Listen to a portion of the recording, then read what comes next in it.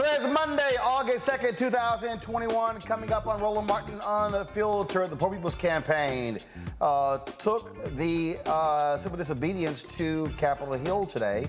We'll show you more than 300 people getting arrested today as they implore Congress to move on the For the People's Act and the John Lewis Act. Major congressional campaign in Ohio featuring Nina Turner and Chantel Brown. Will be joined by Nina Turner right here on Roland Martin Unfiltered. Chantel Brown refused to come on today's show. We've got lots more to talk about. Let's get right to it. It's time to bring the funk on Roland Martin Unfiltered. Let's go. He's got it. Whatever the miss, he's on it. Whatever it is, he's got the scoop, the fact, the find. And when it breaks, he's right on time and it's rolling. Best believe he's knowing. Putting it down from sports to news to politics. With entertainment just for kicks, he's rolling. It's on go, roll, y'all. It's Roland Martin, Rolling with Roland now. He's funk, he's fresh, he's real, the best, you know he's Roland Martin now.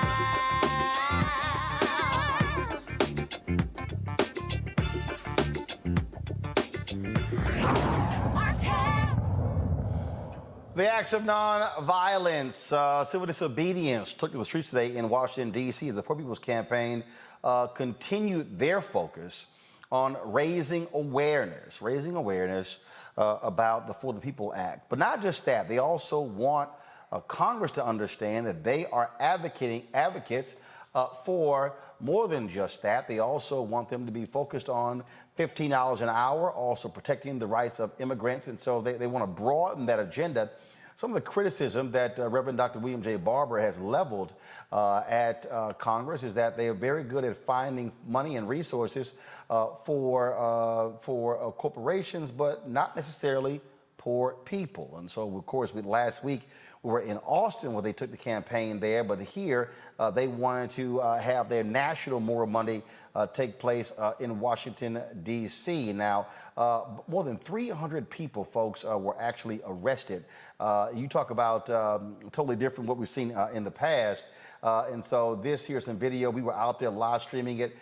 This here is some video that we shot of Reverend Dr. Barber, but also Reverend Jesse Jackson Sr., Reverend Liz Theo Harris, Reverend Frederick Douglass Haynes III, them being arrested. And now I'm explaining to you exactly what happened today. What they did today was they actually did not use the twisty ties on each one of them or handcuff them. They actually did color-coded tape around their wrist. And what they then did was they processed everyone on the scene because there were so many people.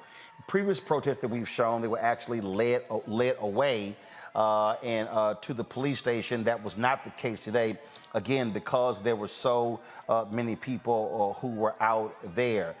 They really wanted with this campaign to dramatize exactly what is going on in the nation's capital and trying to put the pressure on Congress to do more, to step up. And so you have been seeing these actions take place. A little bit later, I'm going to show you some of what was said at today's march, but it really ties into what progressives are demanding is for a much more aggressive action by Democrats. And one of the folks who has been calling for that same sort of aggressive action is Nina Turner. She, of course, is running to fill the seat of Marsha Fudge, who joined the Biden administration as Secretary of Housing and Urban Development.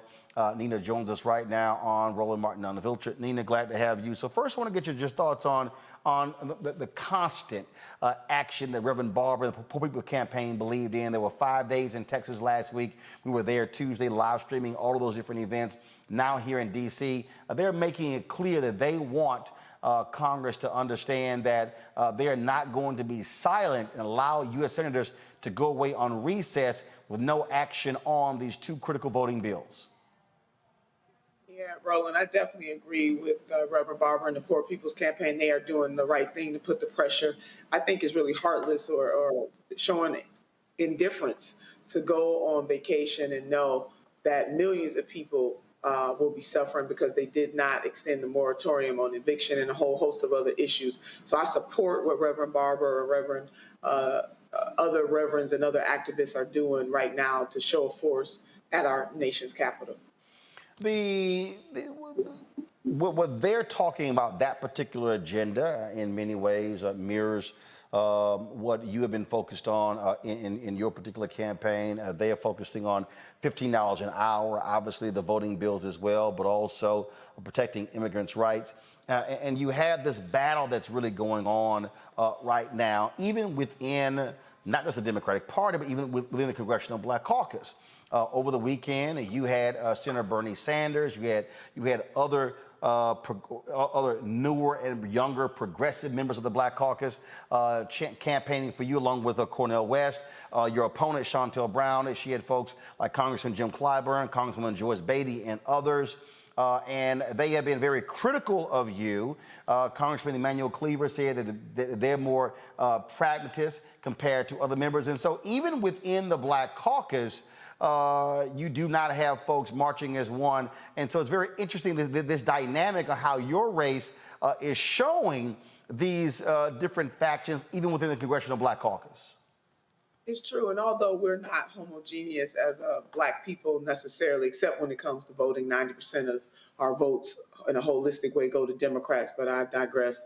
It is important to understand that the founding of the Congressional Black Caucus and other organizations like it was based on the fact that millions of Black people were suffering in this country and treated like second-class citizens. The premise of the poor, the working poor, and the barely middle class still hits our community disproportionately in a harder and deeper way. This is a class and a caste fight, which is why what Reverend Barber and others are doing with the Poor People's Campaign, the 21st century version of that, is vitally important, because we got to unite and link with our sisters and brothers and family and friends from all walks of life, all ethnicities, and all races. But when it comes to the type of suffering and the impact that it has a deeper impact on the Black community. So whether that's us being hospitalized at higher rates because of COVID-19, death rates higher because of COVID-19, when you look at income and wealth inequality, which is why the $15 an hour minimum wage fight is a righteous fight that has a class and a caste component to it. When you think about unionizing, when you think about the John Lewis Voting Rights Act, as you laid out, and the For the People Act, when those things are passed, it helps all, but it has a deeper positive impact on the African-American community because we suffer the most. And so to have leaders not believe and know that we need universal health care to increase the minimum wage or cancel student debt, that just doesn't comport with the reason why organizations like that were founded in the first place. What do you make of this notion that you somehow are a scary candidate, meaning that you would come into Congress and be causing dissension within the Black Caucus? I saw some of the comments over the weekend. Again, the fierce campaigning that is happening on both sides. Well, you know, that's by some of them, they just want to try to caricature me. That's nothing new. We know that Black women have endured this since the inception of this country. It really is a shame to see members of the Black Caucus play into those types of stereotypes. I wonder, did they think that the Reverend Dr. Martin Luther King Jr. was scary when he stood up against this nation and talked about the three evils: militarism, poverty, racism? I wonder, did they think that Fannie Lou Hamer, sharecropper from Mississippi, was scary when she united with her poor white sisters and brothers and family and friends in Mississippi and started a freedom party and actually challenged President Lyndon Baines Johnson and the Democratic Party in the 1960s and called them out for not doing a good job when it came to listening to the cries of the poor, the working poor, and the barely middle class? So we find ourselves in that same scenario right now. And so people who want to uphold the status quo, they come in all phenotypes, and there's always people who want to uphold the status quo in every single generation. And we see that right now, right here. I wonder, did they think Rosa Parks was scary when she challenged? And on, Roland. I can give countless examples of the very people that we come together to recognize and uplift right now in the 21st century. They were vilified and maligned in their time when they too were fighting against the status quo. When we look at this particular race, folks obviously will be going to the polls. what do you see as the starkest contrast between you and your primary opponent, Shontel Brown? And first of all, let's be clear, it's not just the two of you in the race. That's right. Is it like 13, 15, 20, 50 people running? You got it about right. There's 16 people in total if we count the 3 Republicans who will be in their own primary, but yes, there are 13 Democrats running for the seat. Thank you for that moment of levity. You know, for me, I'm not just saying if something passes, I'll support it. I'm out there fighting for these things to pass, and whether that is Medicare for all, 1 million Ohioans lost their employer-sponsored health care since this pandemic, and if you add that with the crisis of people who are underinsured or underinsured or don't have health insurance at all, that comports with what movement, the progressive movement, and what I call the freedom fighter movement is pushing for. I'm not just saying that if $15 an hour passes, I'll vote for it. I'm out there in the streets fighting for it, have been doing that for over 6 years. I do understand from my lived experience how people who are poor, working poor, and barely middle class feel and the needs that they have. Roland, Cleveland, Ohio is the poorest city in the nation of its size. When you go and roll into Akron, 23% of the people who live in Akron are poor. We don't have time to play games. We need leaders who are going to stand up and have the courage to ask for more.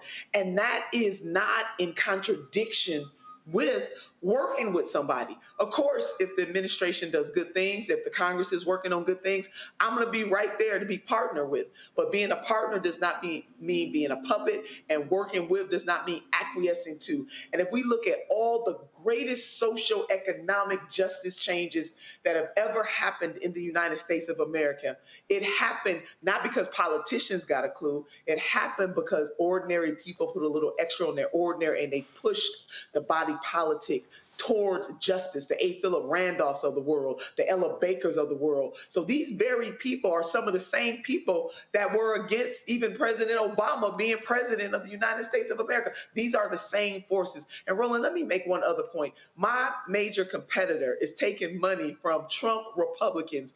The owner of the Patriots has donated to her campaign directly, and then indirectly donated to super PACs that are coming in here with that evil, dark money to upset, disrupt, and pick their candidate instead of allowing the residents, the voters of this district to pick who they want to have. It is wrong, and if we let them win here, they're coming to a neighborhood near you. One of the things that we look at these races, turnout is always an issue. And so I was looking at these tweets by Wyatt Ruthven, who is with the South Carolina, first of all, who is, very much covers politics, follows politics. And this is what he tweeted out. Final Ohio 11 early voting numbers out of Cuyahoga. 27,199 ballots requested, 20,681 were returned. In Summit County, 2,431 ballots requested, 2,236 ballots returned. He said, based upon these numbers, I'm predicting a total turnout of 40,205. That has got to be unsettling. I mean, look, most congressional districts around 700,000 people. They have 16 people running, and turnout, some say could be anywhere between 40 and 50,000. How are you and your campaign seeing turnout in this race? That's pretty much our prediction, too, and it definitely makes me sad that people have opted out. I mean, here it is, a special election in the heart of summer. Most people are not accustomed to voting in July. Early voting started on July the 7th. And the election day, as you're laying out, is tomorrow. So it's really hard for people, and especially not just having an election in the summer, but also with the pandemic raging and all of these things. So there are some compounding factors. That being said, even if we solve for those, we know that voters don't turn out in the largest numbers necessary during a special election. I want to work to continue, as I always have, to increase voter turnout. It is vitally important, Roland, that we have more people participate in the process than less. Our democracy is more robust. What people's voices out there voting is more robust. So it is sad. All of us should be sad, no matter which candidate you're supporting, that so many people are deciding not to participate in this election. And should I be the winner, I'm going to do everything in my power to leverage my national experience, married with my local experience to really motivate and galvanize people to come out to vote. But we have got to give people something to vote for. So as we go into 2022, the Democratic Party would do well to heed the words of Reverend Dr. William Barber and other leaders in the Poor People Campaign, other activists across this country who are crying out saying that the people of this nation deserve more. We have the resources to give them more. Let's do that so that Democrats can show clearly by their deeds that they are different than the Republican Party and that they will deliver for the people who suffer the most in this country. Roland, I am running because of love of the community, love of the poor, love of the downtrodden and the marginalized. And I want to continue my work in the halls of Congress. Last question for you. There have been a lot of things thrown at you. A lot of people, I've seen the tweets, people who have been very upset with previous comments that you have made with regards to President Joe Biden, with regards to VP Kamala Harris, with regards to Congressman Jim Clyburn. Do you regret previous statements? Do you think you were too over the top, too aggressive, or you simply stand by everything you said before? What I regret is that some people are more focused on colorful words than focused on the suffering of people. As I just laid out, Cleveland is the poorest city of its size in the United States of America. My sisters and brothers and family and friends in Akron, about 23%. What I regret is that folks went on vacation without expanding the moratorium on evictions. What I regret is a legal system that sees Black men as more criminal than anybody else, and by extension, other people of color, and then people who are poor. What I regret is that we don't seem to get that the main things are the main things, and that's what we should be focusing in on, and not some colorful words, and not a Black woman's agency in the United States of America. And so again, I am running this race to partner with anybody who is going to sit down or walk or run, whatever we need to do, on a justice journey to lift the people who are suffering the most in this country. And what I will say is that I am old enough to remember that on the debate stage during the primary, that now Vice President Harris called out the current president for his record on busing in schools. And I remember her saying I was that little girl, and she laid out his record. Now they are side by side. So the moral of the story is, if now Vice President Harris and the president now can work side by side, even though they had some harsh words, or she had some harsh words laying it down during the presidential debate, and nobody's upset about that anymore, then the people who got the dandruff up can rest assured that Sister Turner can work with, and looking forward to working with that administration on what is just, what is right, and what is good. I'm the dance partner for justice, but I am going to always put my district first. They are my first, second, third, and fourth concern. And lastly on that, I think people need to take another civics lessons, because the Congress is not there. The President of the United States of America is not the boss of the Congress. They are co-equal branches of government. And it is the job of any member of Congress, whether they're in the U.S. Senate or in the U.S. House, to advocate for their constituents and also to push the administration to do more, whether they are Republican or Democrat. And that is certainly what I plan to do if I'm elected. All right then, Nina Turner, we surely appreciate it. Thank you so very much. Thanks, Roland. All right, folks, and for everyone who's watching, we extended an invite to Chantel Brown to come on the show, but she refused. Why did her campaign refuse? Because they said that we were clearly supporting Nina Turner because we were running ads by Nina Turner. Well, there's a slight problem with that. Those were purchased ads, just like Chantel Brown and her supporters are purchasing ads left and right as well. I find it interesting that she's basically, what they're saying is that we can't run paid advertisement, but other media outlets can run paid advertisements. So we would have been more than happy to have Chantel Brown on the show. Again, I'm not from Ohio. I haven't endorsed anybody in this race. Chantel Brown's campaign was more than willing. They could have easily taken out ads on this show, and we would have run them on social media, run them on my accounts, run them on the show, but they chose not to. That's not on us. So does anybody say, oh no, you didn't have a fair time? No, we wanted the top two candidates to come on today's show, but her campaign absolutely declined. On my panel, Julianne Malveaux, Dean of the College of Ethnic Studies at California State University, LA. Omokongo Dabinga, Professorial Lecturer, School of International Service, American University. Avis Jones-DeWeaver, political analyst. Glad to have all three of you. Avis, I'll start with you. This has been quite the contentious race. It's gotten lots more attention nationally. I mean, you look at these turnout numbers, it's got more attention nationally than, frankly, in the congressional district.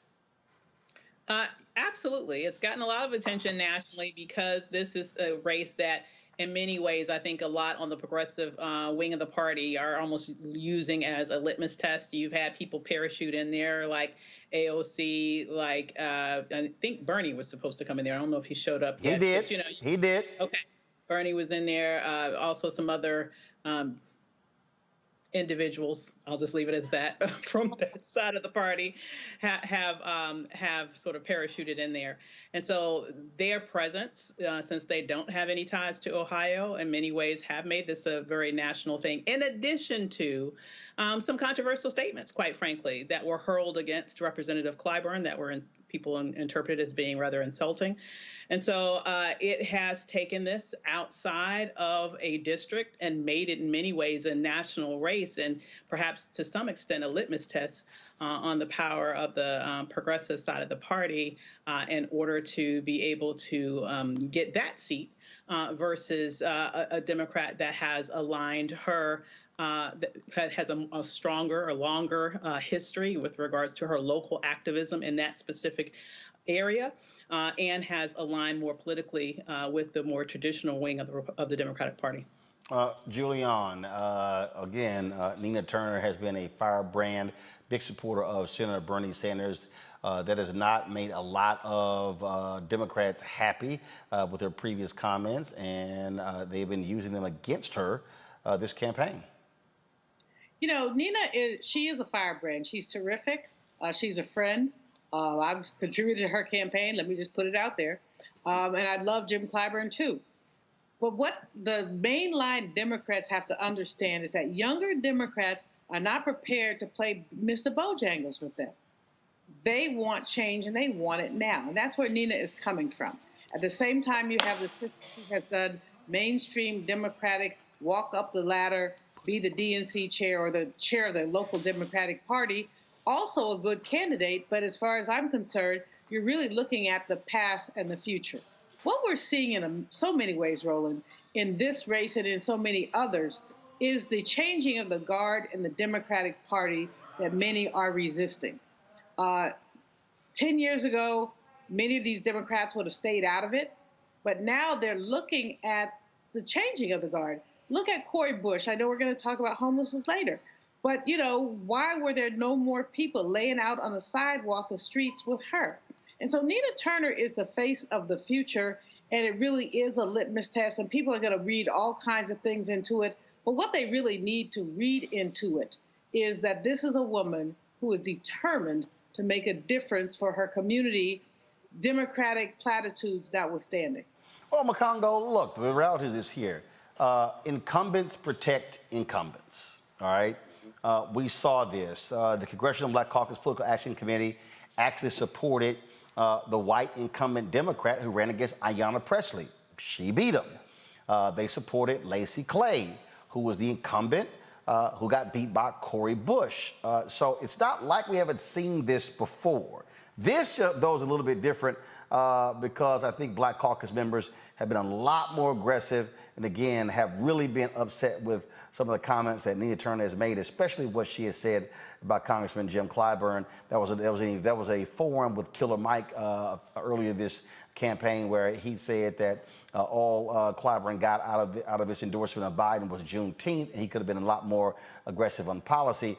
That did not sit well with CBC members. You're right. I mean, this is history. This has happened before, and I think that all of these individuals, as esteemed as they are, they need to put on their big boy, big girl pants and do the work. Look, I completely understand what people are saying and that maybe she could have chosen better words, but at the end of the day, let's take it right to where you started. When you talked about the protests that were there and the 300 arrests, that was out there as it relates to voting rights. Look, if President Biden and Vice President Harris and some of these other members of Congress are not willing to cancel or stop the filibuster to protect voting rights, you are not doing what you promised to do. And so you're not really representing what we sent you to do. And if you look at coming out of Reconstruction, this was the same thing in the past, where politicians who said they were going to protect voting rights and the like, they abandoned that to go for economic issues, and they lost a lot of black support. And so we're seeing this again. And so look, we can all talk about the comments, and I understand why Representative Clyburn may have been upset, but I personally do believe also that he can be demanding more from Biden. And he talks about, you know, you don't have the right to use the Constitution, use a filibuster on my constitutional rights and the like, but we need to demand more. And so, look, at the end of the day, I think it's unfortunate what has played out. And really, we need to understand, as Dr. Malvo said, that there are grassroots people, and like you said, you know, Cori Bush and the others, who aren't going by traditional politics. They're not waiting their quote-unquote turn, and they need to be respected and understood, and they need to be engaged right now, because if we don't do it now, it's just going to blow up in our faces, and Republicans are going to keep laughing in our face. Speaking of what's blowing up in our faces, we're seeing how COVID-19 is impacting so many of us. The Delta variant is causing significant problems, an explosion of cases in many states like Florida, Texas, Mississippi, Alabama, so many of these different states. In fact, we now are hearing and seeing more individuals who are getting COVID even though they've been vaccinated, like Senator Lindsey Graham of South Carolina. Again, in Florida, as a result, people have been waiting in line for hours to get a shot because this Delta variant has really changed so much. In fact, Alabama's COVID positivity rate is now the highest in the nation. Texas has surpassed New York for the number of COVID-related deaths. And so, folks, this is causing problems. And so now we're trying to understand the CDC data that has come out that's saying that vaccinated people are spreading the virus. What does that even mean? Well, let's talk about this here with Dr. Joseph Graves. He is a professor of biological sciences, North Carolina A&T. Also, Dan Fogbui, a pediatric emergency medicine specialist. So glad to have both of you here. So, Dr. Graves, can you please explain to us really what does this new CDC data mean? That people who are vaccinated are spreading COVID-19 or have that capacity? Makes sense for people who are confused because they thought people can say, well, we heard one thing from the CDC, now we're hearing something else. Explain what this really means. Roland, thank you. Basically, the vaccines, for the most part, prevent people from coming down with COVID. So if the vaccine prevents, say, 95% of individuals who take it from coming down from COVID, that 95% are not going to be able to spread the virus. But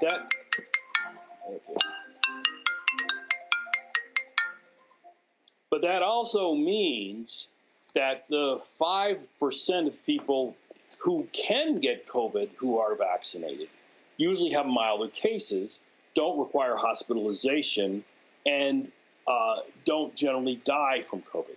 But that doesn't mean that a person who has been vaccinated, in that 5% who actually do come down with COVID, couldn't pass the virus along. Now, what we know about the Delta variant is that, in fact, it's more transmissible and generally makes people sicker. And also the effectiveness of the existing vaccines against the Delta variant has gone down, which means more people will actually, who are vaccinated, will actually get the Delta variant, even though that doesn't mean that they're going to be hospitalized or die from it. But that does mean that they can potentially pass along, particularly to unvaccinated people. To not unpack that, because again,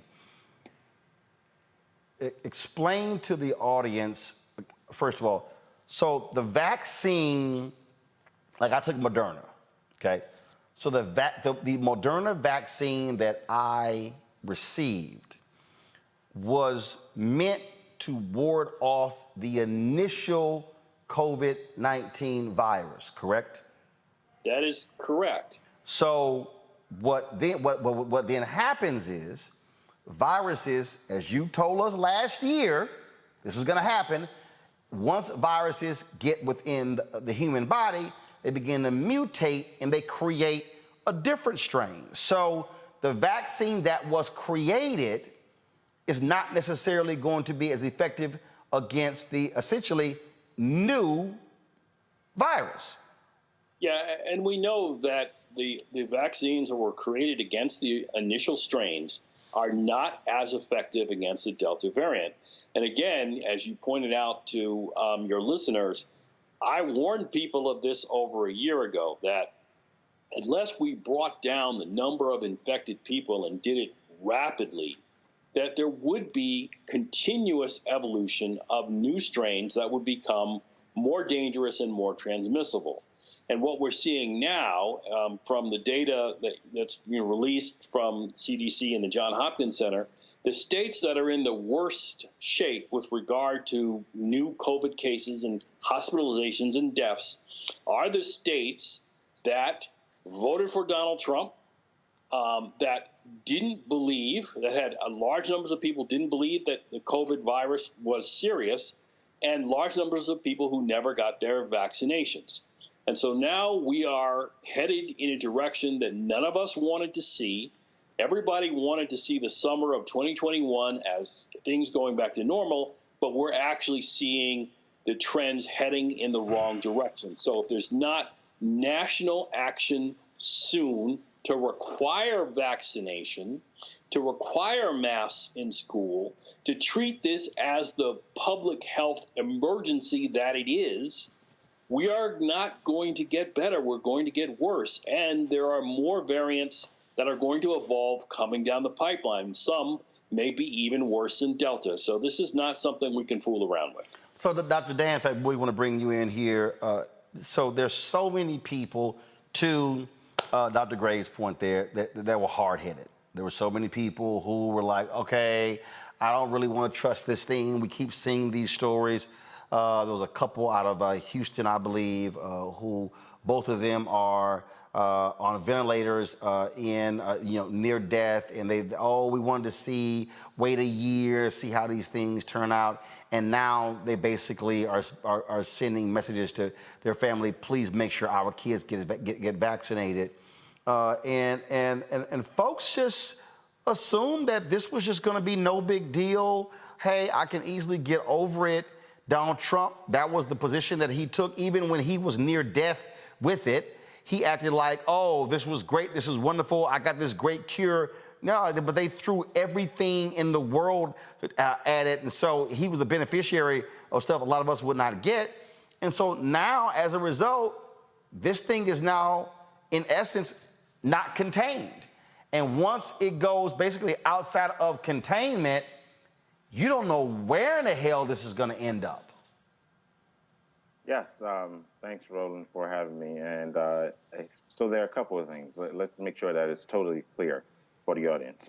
And I'll wear my biodefense background hat on this. Look, we have to understand what a vaccine actually does. Let's educate us one-on-one. Just because you graduated from the 12th grade and you got your biology and copied off somebody in your class does not make you a doctor. One. Two, no, it's really true. These are the things I'm fighting and having these discussions on misinformation, disinformation on different platforms. I want to make sure that's clear. A vaccine is not a force field. So it does not just block the virus and you don't get exposed. So I would liken it to maybe a training program, maybe like physical defense, a defense course, assault course, where you get training. That's what you're doing with the vaccine. It trains your immune system to be able to ward off the assailant, in this case, the virus. That's what people need to understand the message. So all these positive cases, I would also redefine that. The messaging has been messed up here. It's actually SARS-CoV-2, the infection. That's what they get when they have these positive tests. That doesn't mean you have COVID-19, the disease, where I have to put a tube down your throat in the emergency department or send you to the ICU and you're on potentially dying bed. That's the big difference. So yes, you will see these cases. I don't like using breakthrough, but that's the lingo that's out there. But understand the vaccine is not a force field. Second, important, our children are priority. Look at the cases. They have started to increase significantly. Children accounted for about 14.3% of the cases typically throughout this whole pandemic. In the past 2 weeks, that number ticked up to now about 19%. So now children are accounted for or have had an increase of maybe about 5%. Last week, about 10 days or so, maybe kids accounted for maybe 32,000 or 36,000 cases. You can look all this up on the American Academy of Pediatrics website, Children's Hospital Association, and CDC website. And then in the past 10 days, it's now increased 72,000 cases of SARS-CoV-2 are children. So the number is going up. You can see the trend and start to anticipate what those policies need to be, and definitely advocate for your children. So that's my beat. So I got it off my chest. So I got to ask both of you this. Here's a perfect example. D.C. Mayor Muriel Bowser has come under a lot of criticism for issuing a mask mandate and then attending a wedding where no one was wearing masks, and then attending another birthday party. And so now we have this mandate saying that even if you're vaccinated, you should be wearing your mask indoors. Aren't people also kind of screwing this thing up, public officials, by saying one thing and then doing another? I mean, look, we're already fighting a massive disinformation campaign. We're fighting people who do not trust the government, who don't trust anything. To me, those are blunders that make no sense whatsoever. I mean, I'll give you a perfect example. After last week with the Delta variant, and then I saw what was happening with major corporations, I sent an email to my staff, maybe it was Saturday or even Sunday, saying, if you are not vaccinated, you cannot come into my office. You've got 2 weeks to get vaccinated. And if you don't get vaccinated, you're not going to have a job. Now, some people may say that's too harsh, but the reality is I'm not trying to get sick. I'm not trying to get any of my staff sick. As an owner, I have to be cognizant of my staffers and what's going on with them. Now, Roland, I completely agree with you that, there needs to be a consistent message, and the consistent message is mirrored by the way you behave in public. So if you're going to say that there needs to be a masking mandate, then you need to go around wearing your mask where it is appropriate to wear your mask. It's really that simple. Yeah, I definitely think corporations have actually stepped up in this case, Roland. It's literally, as I said before, and I've said it on other outlets, that the corporations are actually leading the feds, and they're leading your local government officials in regards to the messaging. And that's because it's hitting them in the wallets. It's not altruistic. It really is mostly because it's hitting their pockets. And I would say the NFL, they actually stepped up. Now, the subsequent corporations have been following suit. We've heard Walmart, Disney, just as you said. So that's who's leading the charge. And I think that will actually bode well for us. But this whole masking thing, yes, the message has been mixed up, but the virus also has changed. So let's not get that twisted. Science is not necessarily the truth, as someone said. Science is actually looking for the truth. So it will change, but we have to understand that it is a dynamic of change, and we have to do that.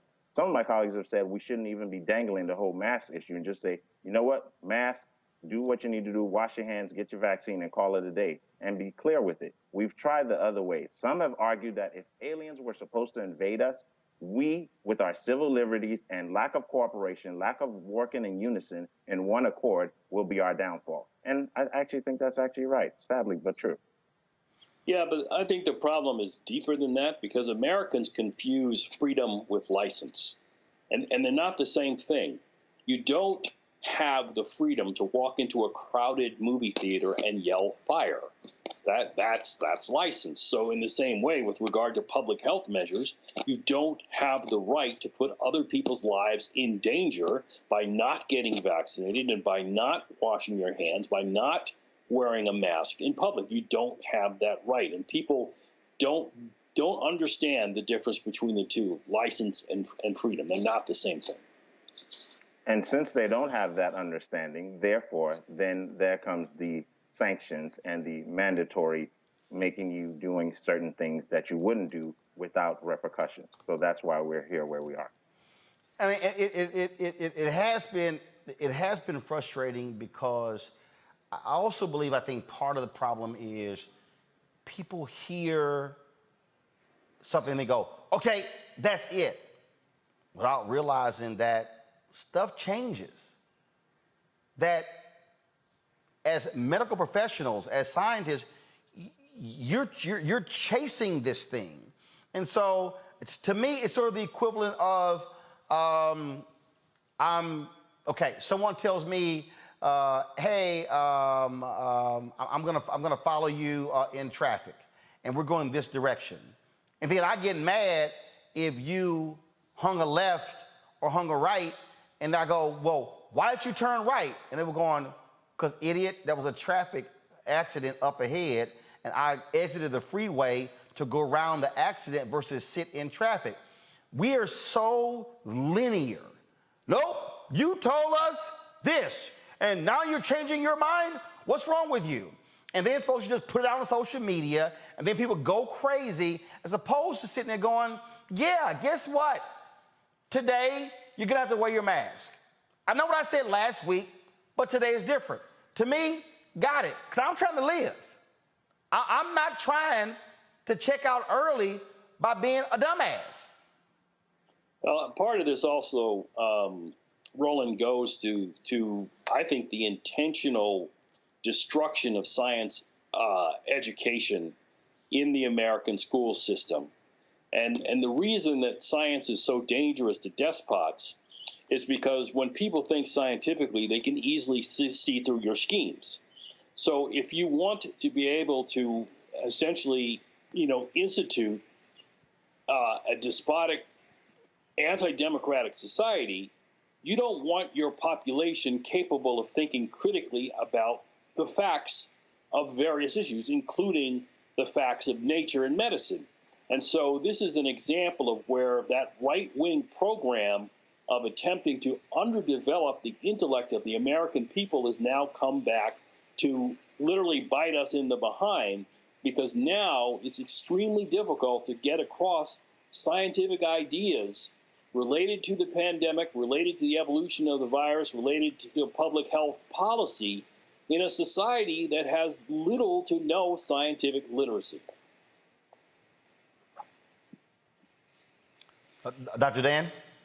Yeah, no, I totally agree. I think I just want to pivot on that issue, but with regards to parents really trying to figure it out for their children this fall, winter. Please make sure you go to www.cdc.gov, look under vaccines, under planning.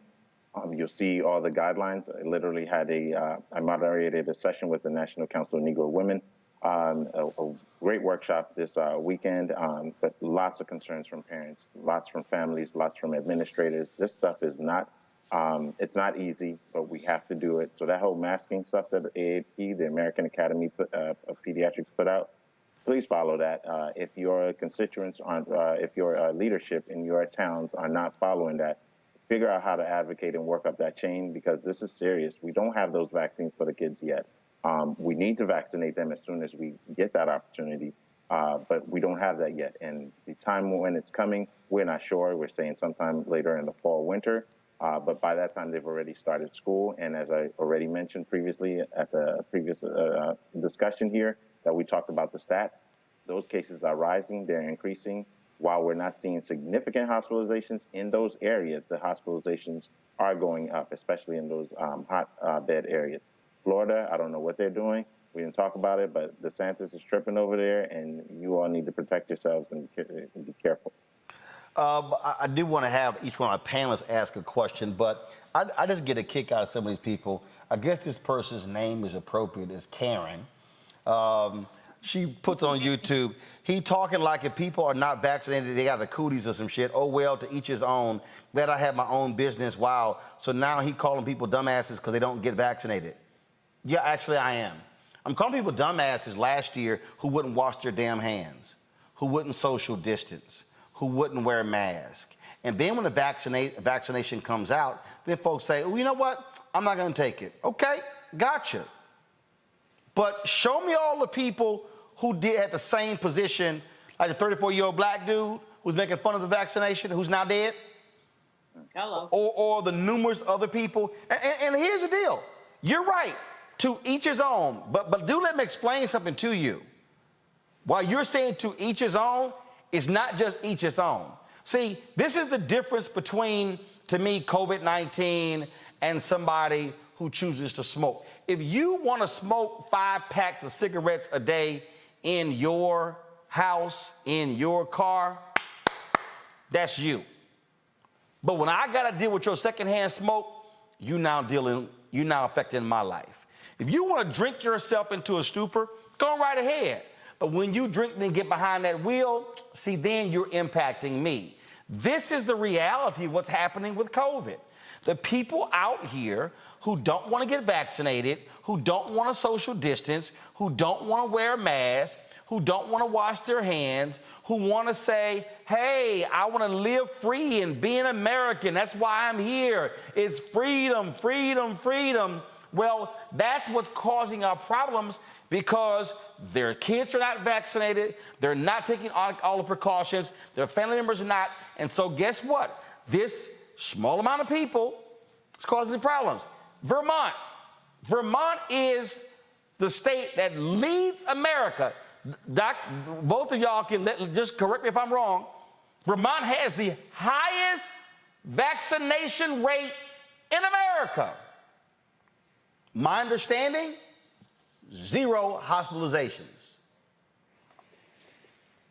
Well, I mean, you've said it all, Roland. I mean, but I would say that much of this ignorance is not accidental, that it has been fostered by very powerful interests who like to see the American people suffer. And quite frankly, as I have said on your show many times, all of these unnecessary deaths need to be laid at the feet of the people who created the atmosphere where Americans no longer believe scientific facts, no longer believe medical facts, no longer believe the things that they see with their very eyes. I mean, people on their deathbed saying, I should have taken the vaccine. But there are people who told them that they shouldn't. This morning, I saw a preacher in Tennessee who threatened to throw people out of his church if they got vaccinated or wore a mask. And so, while yes, individuals have responsibility, we also need to be quite aware of the social forces that are at work in this country trying to destroy what is left of American democracy. Questions from each one of my panelists. I'll start with you, Julian. Roland, first of all, these doctors are amazing. Thank you for bringing them on and bring their information on. I want to ask both of them, but especially the brother who talked about the resistance to science, the lack of science literacy that exists in our country. So people are saying things like, I don't believe the science. Well, it's not a religion. It's like a fact. So what do you attribute this lack of science literacy to, and what can we do about it? So there are a couple of things on that. I would say, thank you for that question. So the number one thing is our school system, right? Our education process. It needs to be more rigorous. We need to focus on STEM, science, technology, and math, engineering, all that good stuff to start to address that. But not only that, I think this is what I was going to bring up. Section 230 that has to deal with social media and the regulation around that. Social media platforms are going to need to be regulated. That's just my personal opinion on that. I don't know how other folks feel about it, but the point is, if AI is stupid, and I'm going to say it's stupid, because all it does is give you and feed you what you eat. So if you're looking up some story and it says that this vaccine has this, and all it is a whole bunch of lies sprinkled with a little bit of truth. And people say, oh, well, if it says that there, therefore it must be. The lack of critical thinking is not there. It's just not there. People they don't even know how to go down levels of discernment from first degree. Who's the author? Not every doctor is a doctor. Okay, so this doctor published. Did they publish in that area? Did they publish in this topic? And what does that mean for me? What does that mean for the population? So people have to learn how to verify, how to check information, how to validate it, and actually understand how to discern Those things are lacking. So critical thinking would be the first thing I would say. And then social media definitely has a part of that, where they're using AI algorithms that aren't really propagating the right message and actually magnifying misinformation. Yeah, I have to agree with my esteemed colleague. We're in a perfect storm in which two forces have come into the American into American culture, going in opposite directions. One is the rise of social media and people's lives being orchestrated by what they hear or listen to on social media, at the same time that an emphasis on critical thinking in education, particularly in public education, K-12, has gone through the bottom. And so these two things coming together is the worst possible set of circumstances in which to have a global pandemic. And so unless we fix this, and again, it comes down to who has the reason, who has a rationale for wanting to fix this. I can tell you that the people who run this country don't have a rationale for wanting to fix this. They want a compliant American consumer who will just buy what they see on their smart television and not really even think about it. That's what they want. That's what they want education to do, is to make you a compliant consumer.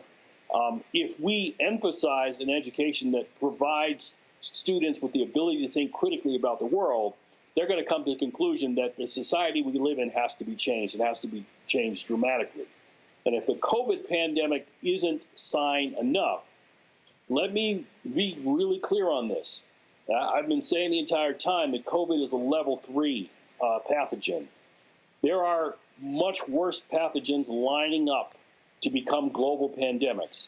And unless we take action now, we could literally be seeing an existential pandemic that threatens the very existence of the human species in a not too distant future.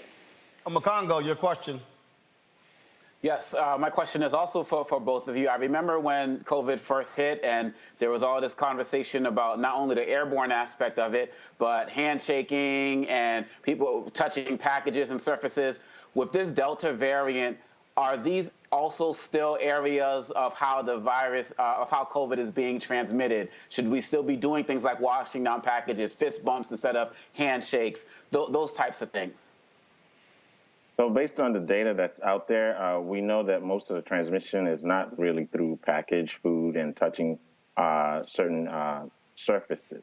It may be minimal on that, but it's really not the main way of spread. It's really just through the nasal passages and mouth. And so those are the things that are out there. So yes, we should still be washing. Somebody alluded to something about us being dirty and not clean. So wash your hands. If there's one thing we learned from this pandemic, is to be clean. For those who are obsessive compulsive, they're living in heaven right now because they're like, y'all just catching up. Wash your hands, and wash everything else. So yeah, so that's where it's at with that. Make sure you wash your hands, wear your mask, and do all that stuff. It does change, and as I said, science is a dynamic of change. When we get more data, if we find something that this variant does something else, you'll be notified. To be continued. So people can't just stay in one zone. It's literally constantly evolving. And because it constantly evolves, I would make the point that we should assume that variants will evolve that do a better job of transmitting themselves on surfaces. And so the practices that were just described, which is hand washing, wearing your mask, social distancing, all of those things are going to work without regard to whatever type of variant we're talking about. But we can be sure that new variants will arise with new abilities. And so we should maintain our best practices with regard to preventing the transmission of viruses. And we know how to do that. Thank you. Avis. Dr. Fabui, great to see you here, by the way. Question for you with regards to parents trying to navigate school. A few months ago, I think we all were assuming that by the time this fall came, that children could more safely go back to school. and resume a more normal type of educational lifestyle. And now, with the rise of this variant, plus the fact that vaccines have not really been completed, the testing process for the youngest of children, what should parents do in terms of looking out for the safety of their children as they head back to educational institutions? Well, thank you for that question, Ava. It's great to see you too. Hide your kids, hide your wives, run. I mean, literally, all jokes aside. But I think it's important to understand how this is for families. As I said, I was moderating the National Council of Negro Women workshop, great outreach to the community. Please check in with them. But on the CDC website, I would definitely refer you to that. CDC website, go under vaccine, under COVID-19, or under planning for schools.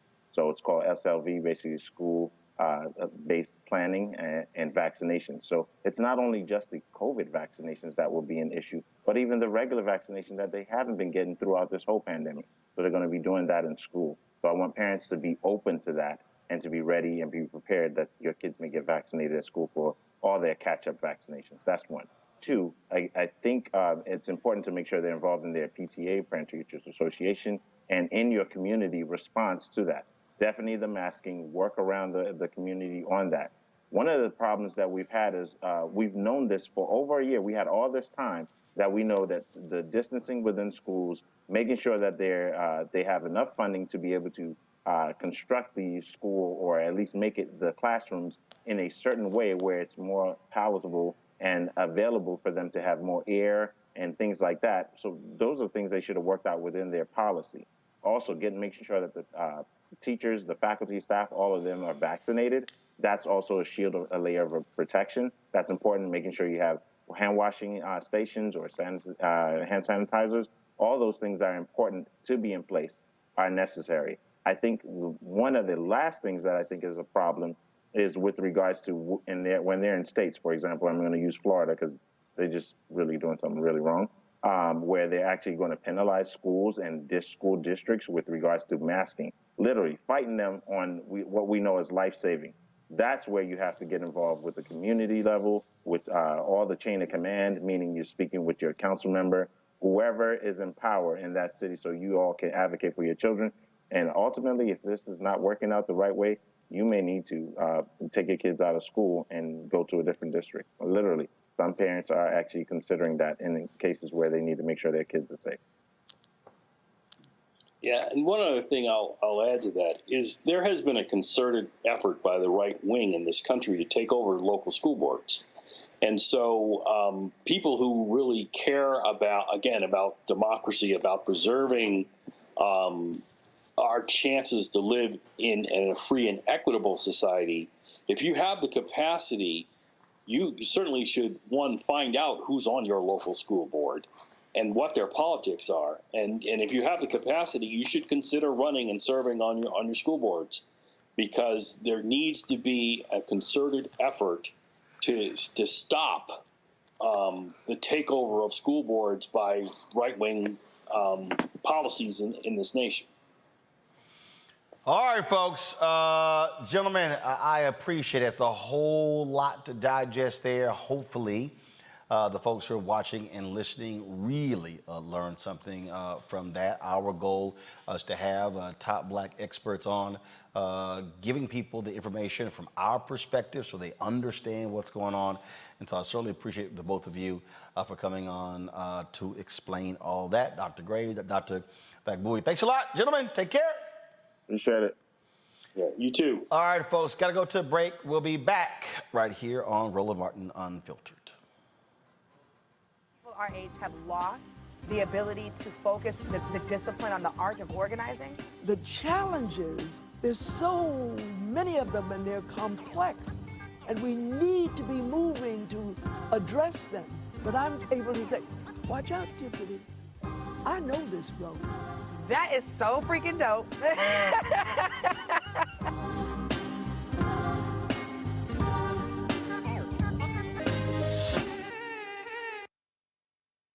It ain't just about hurting Black folk. Right. We got to deal with it. It's injustice. It's wrong. I do feel like in this generation, we've got to do more around being intentional in resolving conflict. You and I haven't always agreed. Yeah. But we agree on the big piece. Yeah. Now, conflict is not about destruction. Conflict's going to happen.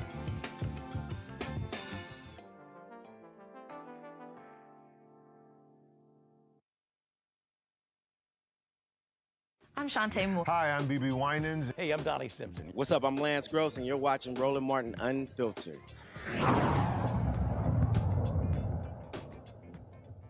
As we said at the top, the Pro People's Campaign held their National Moral Monday today in Washington, D.C.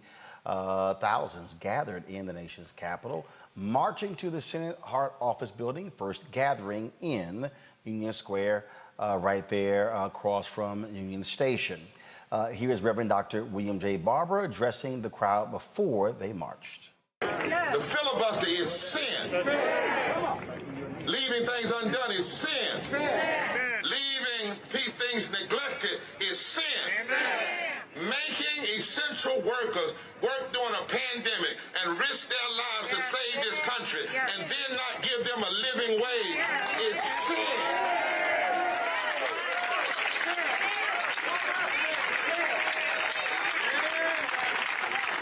The moment of this question, and I'm through, is simply this. It's a moment that was raised, Reverend Jackson, in the 1920s by the Kentucky mine workers who were fighting against the bosses in the 1920s.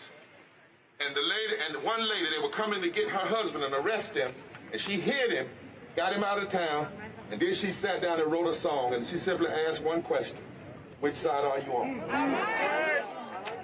Which side are you on, my people? Where you at, Pelosi? Because there is no moderate side in this. Where you at, Pelosi? Moderation is vomit.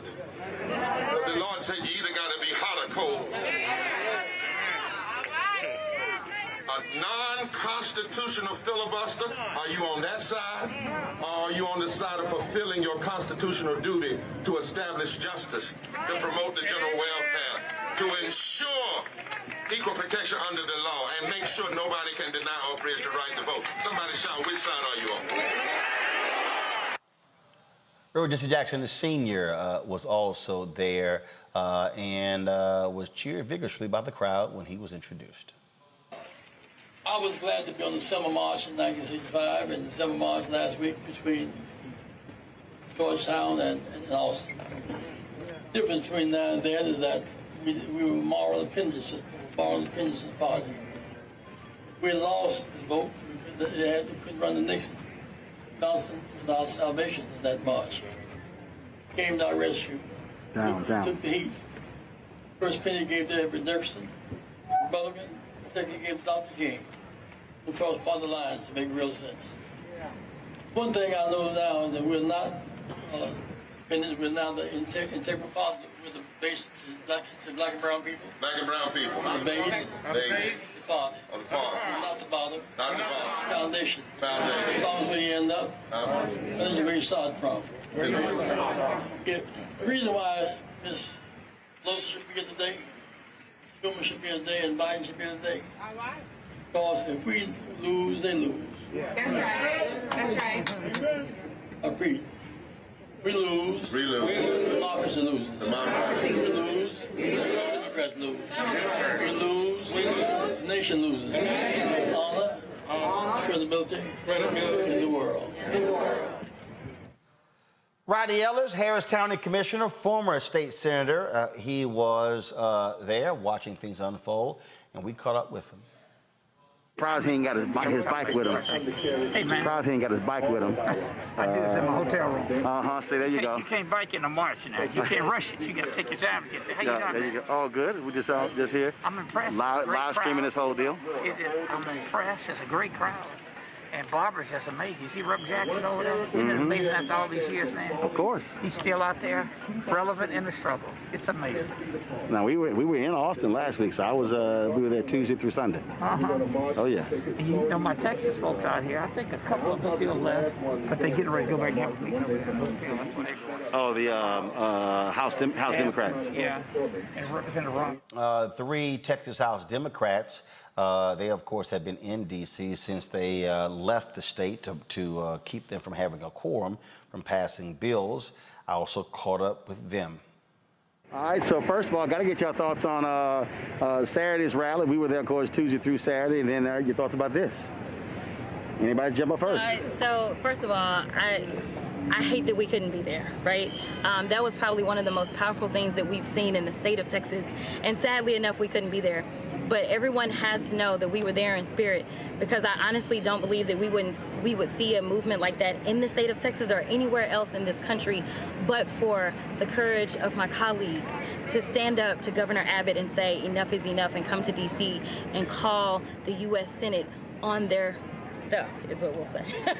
And I would add that our people back home know how important this is, not only to Texans, but to people across the United States. Our democracy is in jeopardy right now. So we know when they rally that we're standing together in solidarity. And today's rally is all about Reverend Barber tying voting rights to every single issue that's important to every family, whether it's working wages, whether it's health care, whether it's employee rights, whether it's emergency workers being safe in what they're doing, whether it's our educators. All of that is tied into our right to vote, and that's why we're here today supporting Reverend Barber in Washington, D.C.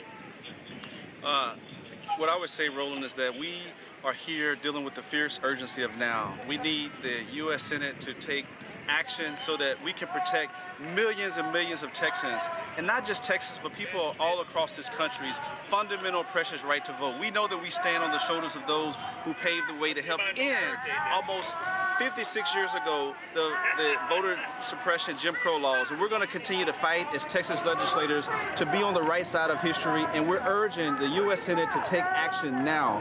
This is the most pressing issue facing this country right now. It's not infrastructure, it is the fundamental voting rights, because if we don't have the power of the vote, then everything else fails and we don't have a democracy. All right, I got to go walk.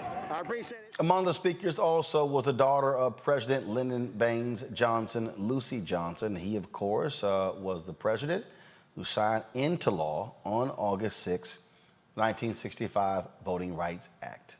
Everyone here matters to us. That's right. You were there for my father in the Great Society.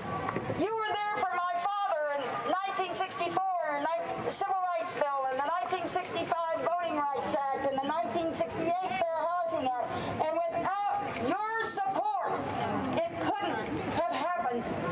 Reverend Barber, thank you for honoring me with the invitation to be here. Yeah. Working for social justice has been our family's passion.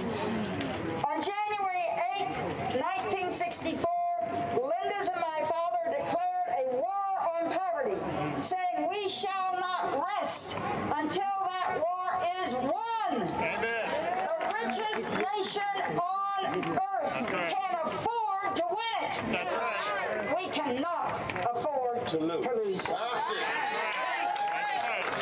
with that in mind, so that I will maintain the family harmony that is so important to me, I'd like to introduce my big sister and my forever best friend, Linda Johnson Robb.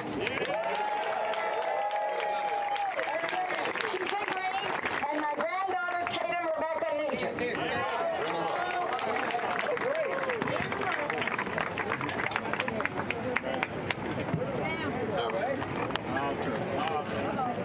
Many say this war has been lost, as poverty still exists, but just as the beneficiaries of Medicare, Medicaid, Head Start, Civil Rights, and Education Acts, if they think this is true. The war on poverty was not our enemy. Too many public policies have been. Too much inequity of incomes, access to jobs and education have robbed our people of a more just America. And we won't take it anymore. We won't take it anymore. Today we are in crisis. The vote gave Americans of all backgrounds the opportunity to address the inequities of our country. Those seeking to limit access to that vote will strangle liberty and justice for all. The For the People Act and the John Lewis Act protect the right to vote for every American. It is time to ensure that they become the land. There could be no more fitting tribute to liberty and justice. Yes. In the 1960s, Democrats and Republicans stood up together for social justice. It was the right thing then, and it's the right thing now. Now, more than ever before, we need to, in the words of Isaiah, come and reason together. That's right. To build a more just America for everybody. That's right. We need courageous leaders on both sides of the aisle. That's right. To support social justice and the right to vote. My sister and I cannot speak for our father now, as I assure you we dare not in his life. But we want to know, let you know, sure, that he would want us to be with you in the fight for social justice and voting rights. In 1965, when Lyndon Johnson pled for voting rights reform, he invoked the mighty anthem of the civil rights movement. Yes, he did. These words still beat in our hearts. We shall overcome. We must. We must overcome. We must overcome. And of course, and after that, that's when they then travel through the streets of Washington, D.C., down Constitution, on the way across the Supreme Court and over to the Senate Hart Building. Media, we need you to be in line with us. This is the Poor People's Campaign and myself, so please, you cannot be in front of us. Y'all got to keep moving. Come on.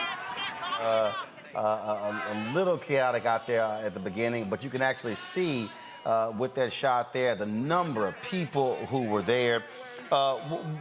This is important, Amakongo, and just keep rolling the video, folks. It's important because what Reverend Barber keeps saying is there has to be constant pressure, constant action. More than 700 clergy drove people out there today, and he said by not if you just simply play an inside game and they don't see people in the streets, it allows for the issue to fade away. That's absolutely right. And through Reverend Barber, through Reverend Jackson, Reverend Theo Harris, people always calling off the churches, saying they're not doing enough, they're not doing what they used to do. This is being led right now, and they are out in the streets. And all across the country, I'm seeing members of the clergy step up, just as they used to do in the past, and they're bringing young people along.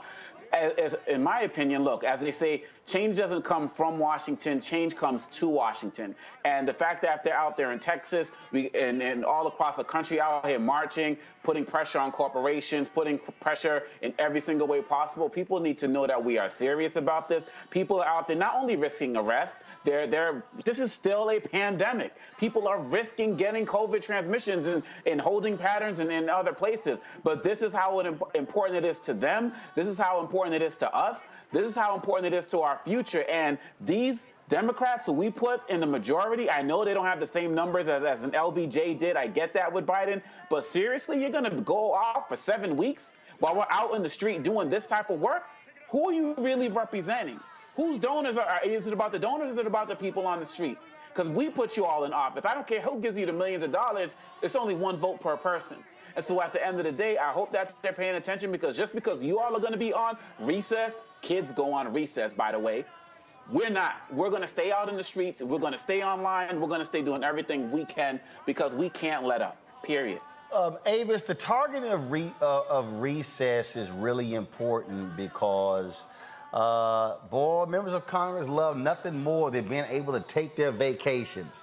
And so you apply pressure where you need to apply pressure. And I think by telling them, y'all need to move on this before you go to recess, and Chuck Schumer, what he should say to them is, hey, I'm not going to let y'all go on recess unless we address this. That's how you get their attention. We are talking about Chuck Schumer, right? No. Well, that's what he said. That's what he said. Chuck Schumer. Okay. Okay. I believe that one when I see it, but I hope he does. I hope he does. I would like to see more backbone-like behavior out of Chuck Schumer. And I would say that this is a key fight. I mean, this is, to me, from the very beginning of the Biden administration, I've said from day one, this needed to be priority number one. And I've been, just livid as I'm seeing everything else sort of leapfrog over voting rights. And it's not like this is an altruistic thing that they're quote unquote doing for Black people. If they want to win, they need to make sure that Black people can vote because we are the backbone of the Democratic Party. Not only is it true that without our support, we would not have control by the slimmest of margins, but control nonetheless of the Senate, as well as a Biden presidency. But, if looking forward in terms of what to expect in the midterms, in terms of what to expect in the next presidential election, you have to give people a reason to come out and vote for you again, which means that you have to deliver on your promises. It's very disturbing to see that there seems to be this idea that Black people are going to somehow organize their way out of this, and that Black women will somehow, once again, pull another rabbit out of the hat in terms of saving their asses. But I need to let this administration and this political party understand that this needs to be the line in the sand. You need to fight for us in the same way that we fought for you. And lastly, I will say, I really hope, I understand and I deeply respect what's going on right here, but we cannot, I believe, afford to diffuse the message, to muddle this message. This can't be about saving everybody all the time, okay? This can't be about voting rights and citizenship and minimum wage and everything else under the sun. We need to understand as people on the left that to be most effective politically, you need to target your messaging, target your focus, not diffuse your focus all over the damn place. So I would love to see a focus this summer. If the focus is on voting rights, the focus needs to be on voting rights right now. I would love that because honestly, they're talking about rolling up in this, stuff for Dreamers and reconciliation. I mean, other people getting their stuff. I would love to see a focused effort specifically on voting rights, because let me tell you, that is what's under attack fervently, and it's primarily the Black community that's under attack with that specific issue. Well, but Julian, Dr. Barber actually addressed that particular issue. When he spoke today, and we're going to try to pull up in a second, a member of Congress said, hey, y'all should only make this about voting. He said, no, with the Poor People's Campaign. He said that if you address $15 an hour, that impacts 40% of Black America.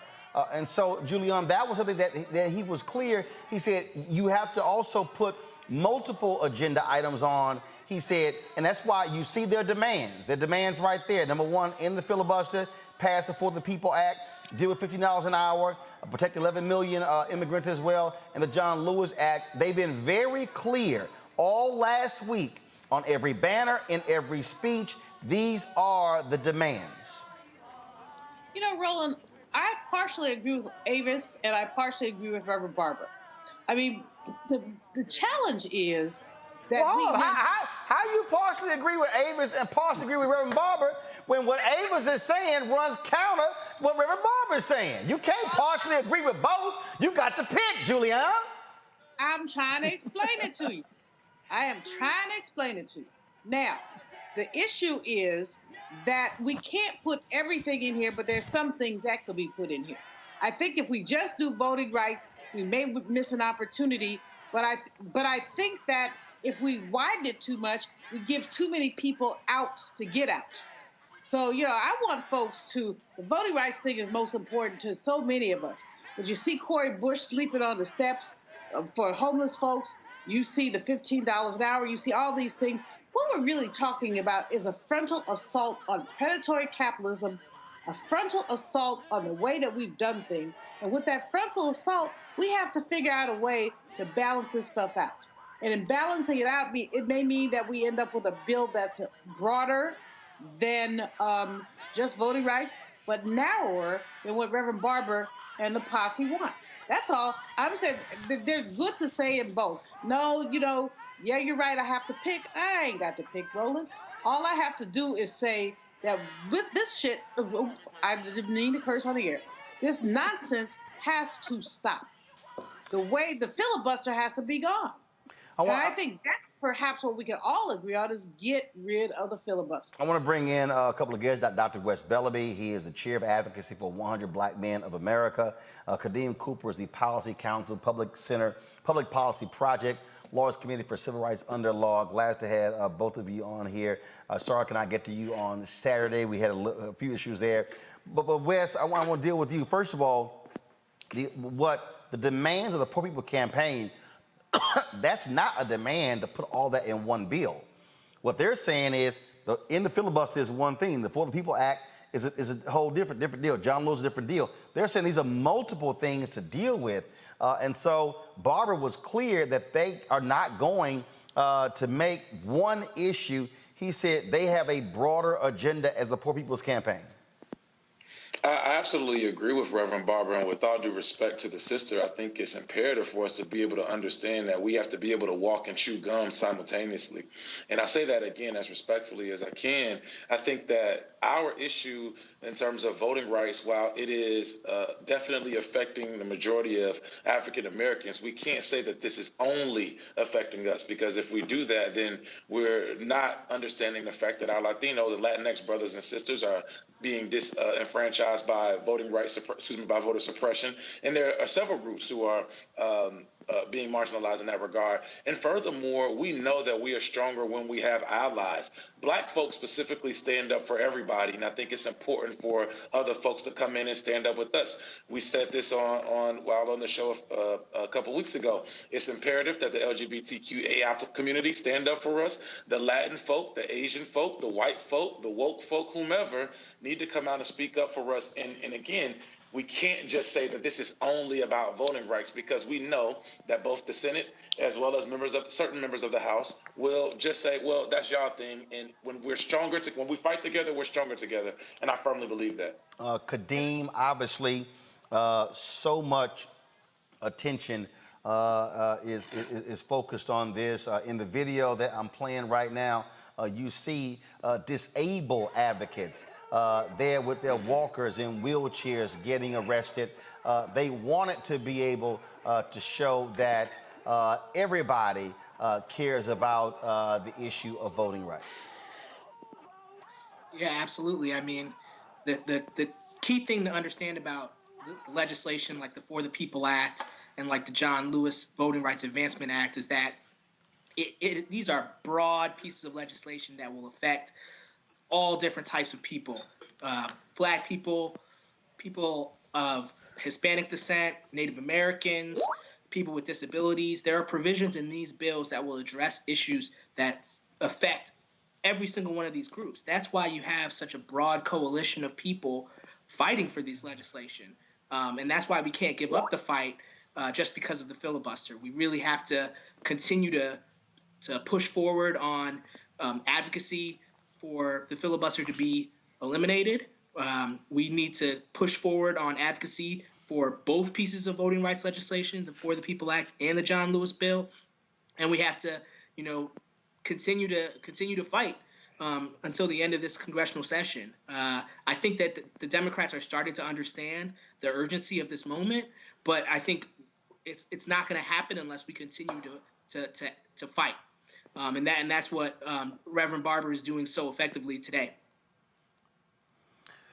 The thing here, Wes, with the different groups engaged in this, and what we're seeing is and one of the things that Barbara keeps saying is that, look, if you don't want to be a part of Poor People's Campaign, that's fine, but plan your own action.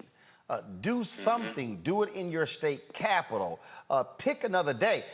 Look, their deal is Moral Mondays. Well, hell, who gonna pick Tuesday? Who's gonna pick Wednesday? The Black women organizations, their action is on Thursday. There are days of the week that people can get involved in, and it has to be constant. It has to be constant pressure at the Hart Building. It has to be at the Capitol Building. It has to be at the Supreme Court. It has to be in front of the White House. Right.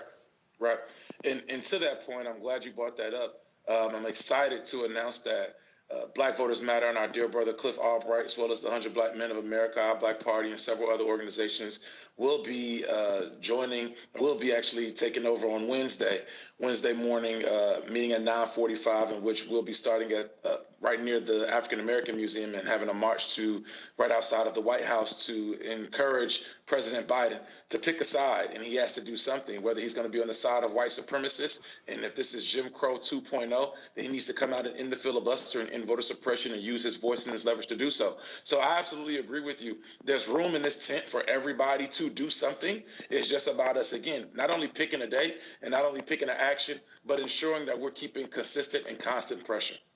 So you're saying that Black Voters Matter and Black male groups will be gathering at 9:45 a.m. in front of the National Museum of African American History and Culture, and be going from there to the White House on Wednesday? Yes, sir, on Wednesday. So, we're looking forward to having Roland Martin Unfiltered. I guess you get an exclusive. They're going to kill me for saying it too early.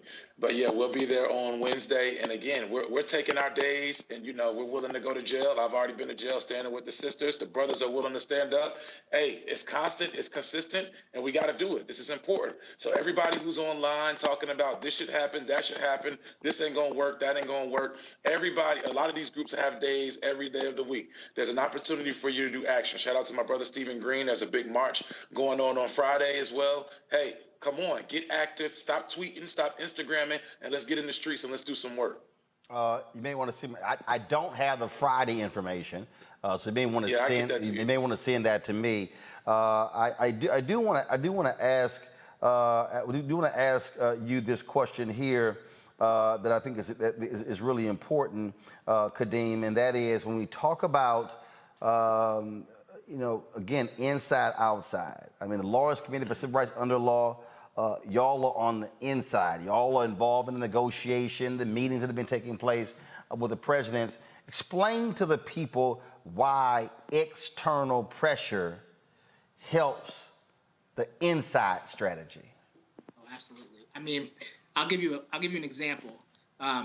Senator Manchin, 4 or 5 months ago, he was adamantly against passage of the For the People Act. He just thought that it was too partisan. It was never going to get done. But there was constant pressure, both grassroots pressure in West Virginia and pressure in D.C. Phone calls, marches, letters. Everything was just focused on Senator Manchin and really pushing him to explain why, as a Democrat, he wasn't backing this voting rights legislation. And now what we see is Senator Manchin is at the table. He's negotiating with Senator Schumer. He's trying to come together. He's trying to find a solution that's going to allow him to save face, given what he's already said. But that negotiation would never have happened. It never would have come to be if it wasn't for the constant grassroots pressure of the activist community. And that's why we're, as somebody who works at more of a civil rights organization that deals with policy, I'm so grateful for the work of these activists. And I'm so grateful that there are people who are willing to be out in the streets every day, every week to get this stuff done. I mean, we could never do our work without that grassroots pressure. See, Congo, the thing that really jumps out here is that you always have the folk who don't really want the external pressure. But then when they get to the end of their rope, then they're like, well, can y'all do something? That's why the two go hand in hand. Both of you brothers for what you're doing and the other brothers that you mentioned as well, because we give all of our praise to the sisters as we should every single day. And it's great to see brothers out there standing with our sisters making this happen, because we are one community. And to go back to your point, Roland, at the end of the day, even with Dr. King, everybody knew that he was the external pressure outside, along with other groups, organizations. It can't be a one thing or a two thing. It has to be both hands knocking down the door at the same time. And every single opportunity that we get, we got days in the week, we got different times of the day, we got to get out there and doing that. So for all of y'all who are saying, well, we just vote for the president, we'll see you in 4 years, not even 2 years, but we'll see you in 4 years and it's all good. If we haven't learned by now that the pressure has to never stop, and then has to come from every single angle, from the streets to the suites, we're never going to get it now. And so I'm so happy that you got these brothers on right now. And we are seeing that this is grassroots and it's happening at every level. Avis, and I think when you talk about these senators, they need to feel that heat wherever they go. If they have a town hall meeting, feel it. If they're meeting with lobbyists, they got to be there. If they are, and again, same thing, President Biden, when he goes home to Wilmington, Delaware, and when he decides to go play golf, he better see some, he needs to see some signs outside the crib, outside the golf course as well. I mean, that's the thing. That's when we talk about constant pressure. Absolutely. Constant pressure is very important. And let me just be very clear about my point here. As a political scientist who has worked on with policy advocacy for over 2 decades now, in terms of what really happens with regards to how to wield power and to push things across the finish line in Congress, I will tell you that muddled messaging is not your friend. Muddled messaging is not your friend. If we had people all over this nation all asking, you know, for let me just say, to make this most effective this summer, the one thing we need to focus on is voting rights. Voting rights, voting rights, voting rights, and voting rights. And even if the argument is that we want people not to leave for this for any sort of vacation right about now, it's one ask is better than 5 asks. That was just my point in terms of really making that happen. You know, I think it's really critical to know that this ask needs to be powerful. It needs to be replicated. And I think that it's nothing wrong with us unapologetically advocating on behalf of Black people. You know, obviously, the attacks against voting rights aren't only focused on Black people, but let's be clear. It's primarily targeting us. It's primarily targeting how we vote in terms of the specific rules changes that have been implemented or at least sort of brought up in legislation all across this nation, because the other side understands very well, and I would argue perhaps understands better than the Democratic Party exactly how powerful the Black vote is. And so with surgical precision across this country, they are pushing for eliminating or at least greatly damaging our access to the ballot box. And I think that as Black people, we should be focused on that protection of that right that many of our ancestors laid down their lives for. And yes, since that time, lots of people have benefited from those sacrifices. All types of people have benefited from those sacrifices. But I think it's important that we understand that right now, our voting rights in particular, not only, but in particular, is in the crosshairs across this nation with 48 different state legislatures. And we need to rise up across this nation unapologetically and fight specifically for that. Focused messaging brings a bigger impact. And that's what we need to do in order to fight back and make sure that our voting rights are protected. Wes? Wes, Yes, Wes, go ahead. Wes, go ahead. Yeah, well, I'll just say, with respect to the sister, as a fellow political scientist, I'm the political science department chairman at Virginia State University. I hear you wholeheartedly in regards to focused messaging. There you go, okay. Hail State, Trojan Pride. So we're going to have you come back and speak to the kids. But in any event, I agree with you in regards to focused messaging.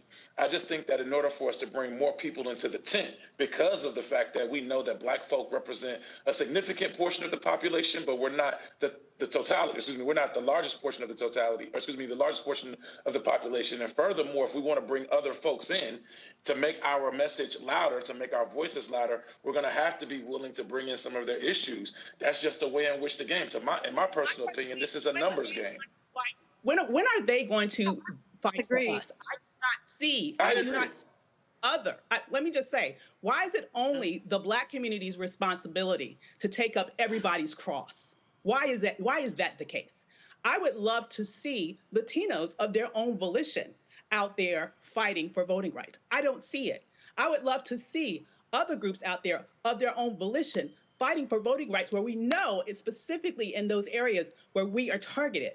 When we take our political power that our ancestors fought and died for and bled for, and then diffuse it by allowing it to disperse across a variety of issues, we are not maximizing the impact of our power. And we're the only ones making that sacrifice, not everybody else. I understand numbers. I understand proportions. I understand that we're not the majority of the population.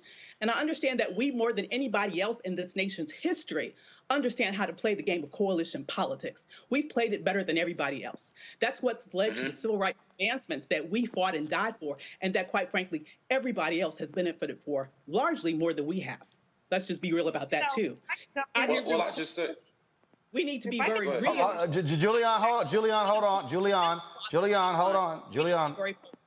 West. I'm gonna go to West, then Julian. Well, I'll just say this part. Just because you don't see it doesn't mean it's not happening. We had a coalition of brothers and sisters from the Latino community all join, go to jail in Arizona. Literally just last week, there were several brothers and sisters who went down to participate as well, fighting on behalf of voter rights. We'll have some folks who will also be joining days and taking days in terms of advocating for voting rights next week. So again, like just because we don't see something, it doesn't mean that it's not happening. Hold on, let me finish, sister. Let me finish. Are they doing it? Wait. I'm going to let Wes finish, like I told him to finish when you were talking. Then I'm going to go to Julian. Wes, go. Yeah, so again, just a point. Firmly agree with you. Other groups have to get on board with us. And as we said again, LGBTQAI plus communities, Asian folk, Latino folks, and so forth. But it's on us to not only hold them accountable, but we know Black folk have always had to save this country. I'm sorry that that's just the way that it is, but we're going to have to hold these other groups accountable. And I have no issues with doing so, calling them out while still advocating for my people. And as you alluded to, we know coalition building better than anybody because we've been forced to do so. And now it's no different. We have to bring other folks into the tent, and we have to make sure that our voice is as loud as it can be. Julian. There are no rights without voting rights. That's the bottom line. In the earlier segment, Roland, you said I had to pick. So I picked. I'm picking what Avis is saying because it is important. There are no rights without voting rights. We can't get the fight for 15 if we can't get the people who can vote for that. We can't get people the eviction moratorium extended unless we get people who vote for that. So while all the issues that are on the table and the fight against predatory capitalism is paramount, it also, the voting rights piece is the taking of Black voting rights is the original, not the original sin, but the original voting rights sin in 1865, etc. So, while I respect the brother who's the chair of something, somewhere, with all due respect. He's chair, I'm sorry, hold up. He's the chair of social advocacy for the 100 Black Men of America, and is the former vice chair of the city council for Charlottesville, Virginia. All right. Well, props lifted up. And I am the dean of a College of Ethnic Studies, which has Pan-African Studies, Chicano Latino X Studies, and Asian American Studies reporting to me. And what I would say is that these people work well together, but African American folks tend to be at the cutting edge of fighting for voting rights. We just have to own that. And we just have to say, I'm not saying that these other issues are not important. I don't say that we have to ride the tent. But if we have a very short period of time, if we have a month, in that month, can we get the For the People Act passed? In that month, can we get the filibuster eliminated? And I don't hear many of these groups talking about it. Now, maybe I don't hear everything. I don't run the streets, so I don't hear everything.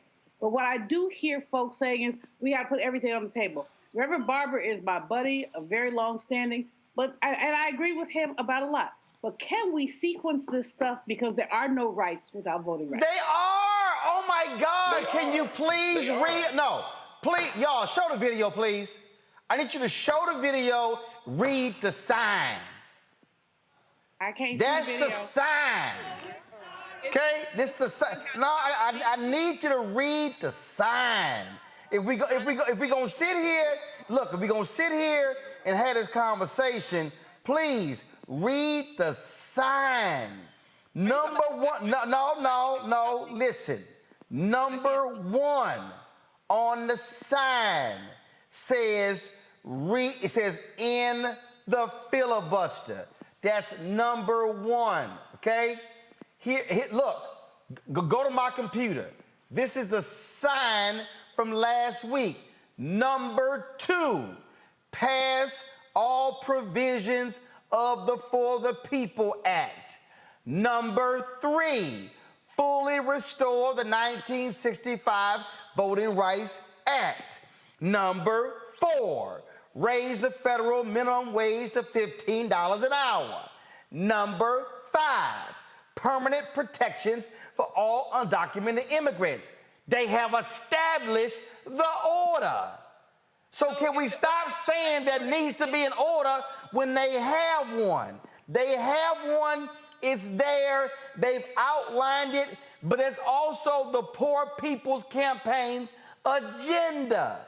So again, if we please stop again, Barbara has been real clear on this. Kadeem, I saw you smiling when all these credentials were being thrown left and right, whose chair it is and whose chair it is and who's a political scientist. Kadeem, go ahead with your comment. What can I say? I think there's room for many different strategies in the movement. I think, yes, we want to continue to advocate for voting rights as a critical issue, but we also have critical issues facing the renter community with the end of this eviction moratorium, and people are going to be out in the streets in the weeks to come. So I don't want to lose sight of the issues that animate the Poor People's Campaign, which is the livelihoods of poor people, black and brown and white in this country. So, I don't expect the Poor People's Campaign to only focus on voting rights when there are so many other critical issues facing poor people at this juncture in time. And let me also say this here, as somebody who has been covering all of these protests and acts of civil disobedience. Do y'all know who's actually had the largest gathering? Poor People's Campaign. So to Wes's point, if we talk about people, today, more than 300 people got arrested today. Y'all, the previous acts of civil disobedience, the max was 10. 9. That's wonderful that 300 people got arrested, but here's my challenge, you guys. Let me just say one other thing. So the first priority here, as you've laid it, this is in order of priority. The first priority here is in the filibuster. That's number one. If the strategy is that we put voting behind that, then we'll never even get to that. Number one, let's just be real about that. The filibuster ain't going to be ended. But no,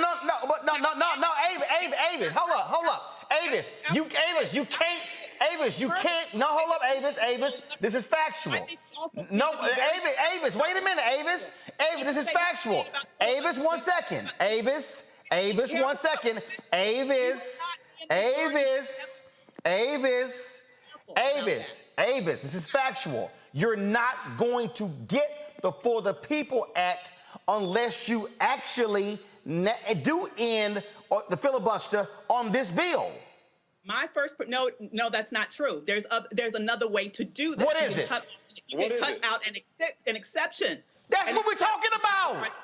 Can I finish? Can I finish? Because these are two different things. I think we need to be very clear when we are telling the public about what's at stake here and strategy and the strategy to get it. One strategy is completely eliminate the filibuster. My argument with that is I'm not even in favor of that. Why? Because we are not going to be in the majority forever, number one. Number two, I am in favor of cutting out an exception that would specifically protect voting rights, which I believe is absolutely necessary. I agree with you. That is necessary in order to move forward on voting rights. You're not going to get... Avis, we have to... If we end the filibuster, then we better not ever lose another election. Avis, the sign don't... First of all, when you say end the filibuster, okay, as somebody who has talked to the leaders, they understand the carve-out. But you also make the demand of end the filibuster, which then leads somebody to say, again, it's already worked. Them pressing in the filibuster caused Senator Mark Warner of Virginia to agree to the carve-out. So the strategy, hold up. So the strategy is if I ask for the carve out, hell, they're gonna say no to that. So they're saying if I ask for in the filibuster, then you agree to the carve out, I'm still getting to number 2. I understand basic power and negotiation. Well, that's what they're doing. But what I am saying is that I'm hearing everyone echo, and I want the general public to understand that there is a difference here that has yet to be expressed. Previous to that point that you just made and that I just made, everybody was just saying, end the filibuster, end the filibuster, end the filibuster. I want individuals who don't live in or around D.C., aren't immersed in this issue every day, to understand the nuances here.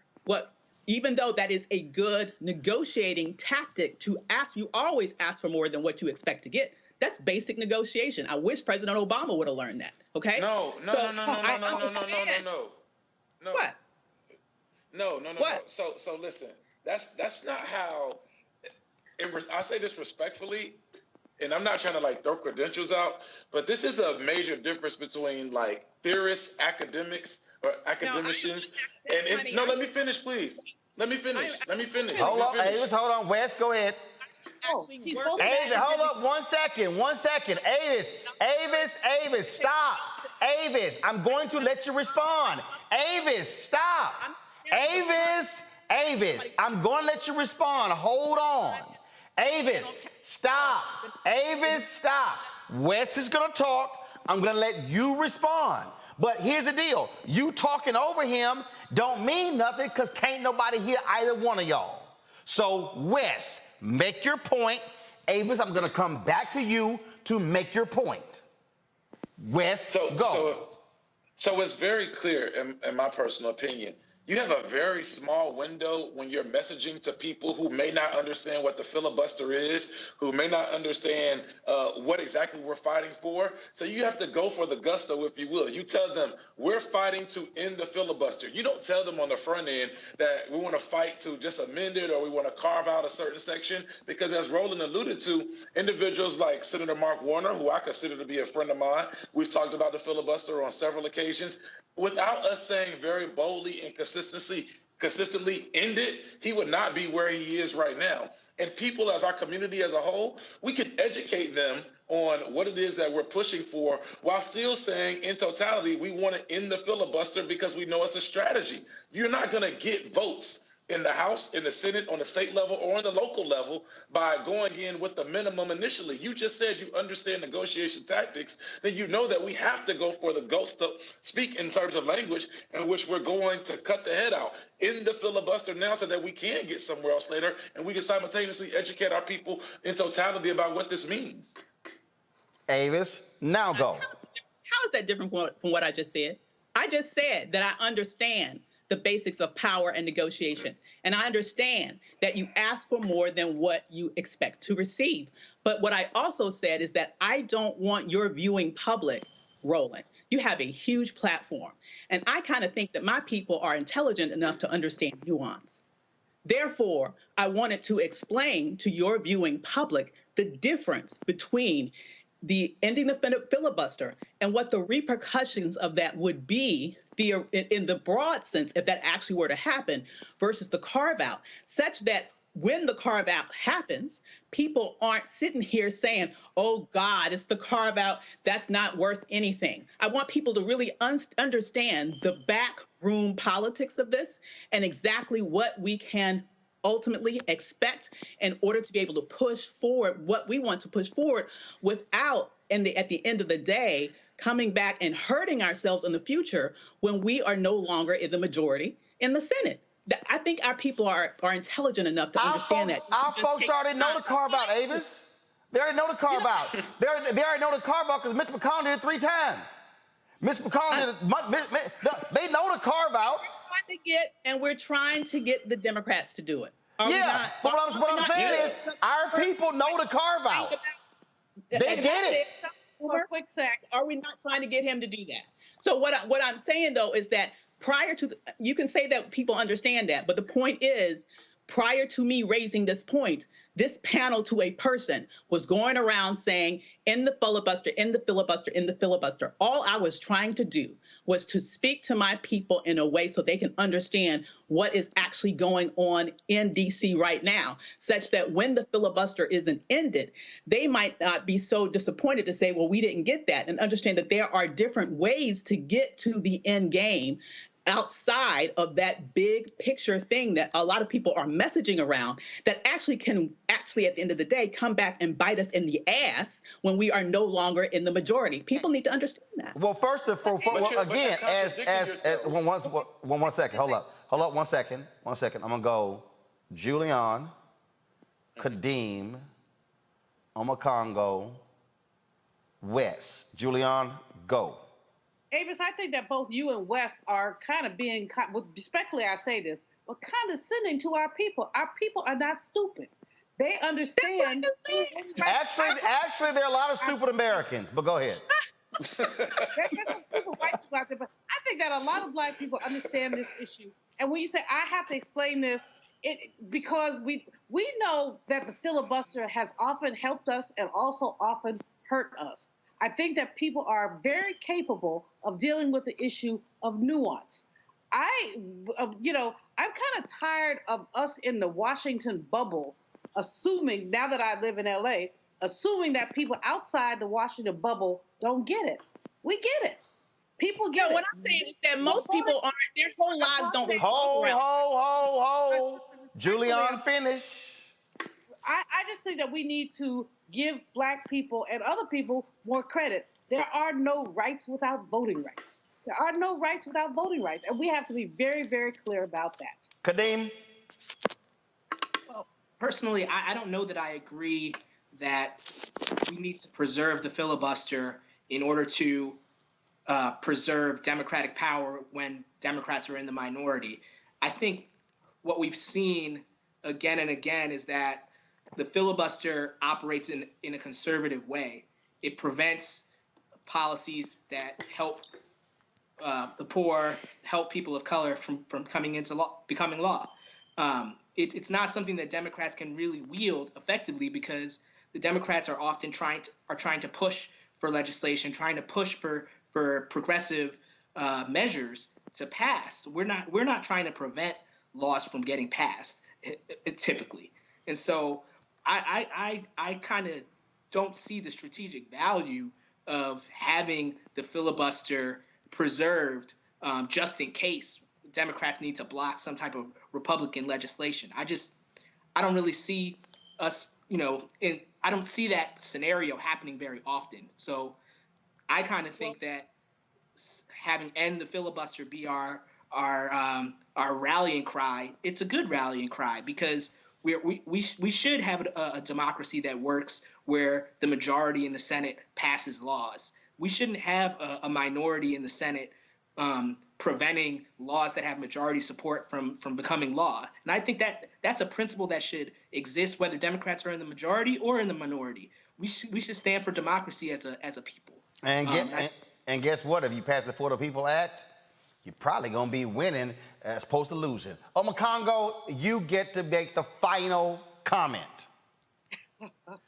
I think what has been impressive to me about this powerful debate is that in this conversation, we have members of the academic, the activists, the legal, the journalistic, as well as the arts community as well, who've had an intense debate about the same goal.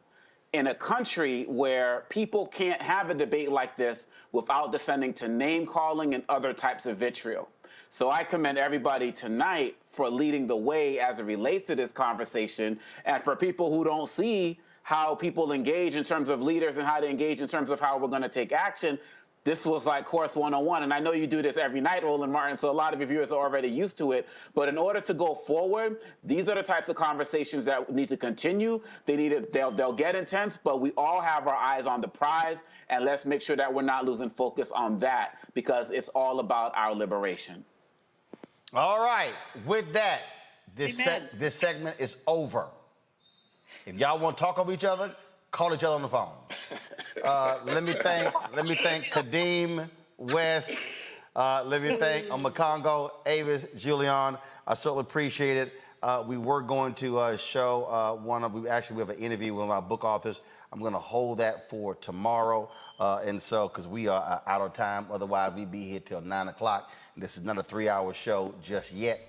It's still 2 hours. If y'all want to support what we do, please join our Bring the Funk fan club. Every dollar that you give goes to support the show. Allows for us to be able to live stream the 4-hour event today. Allowed us to be able to travel to Austin, Texas. And let me just help y'all out. And I tell y'all, I'm very open and honest about what we do.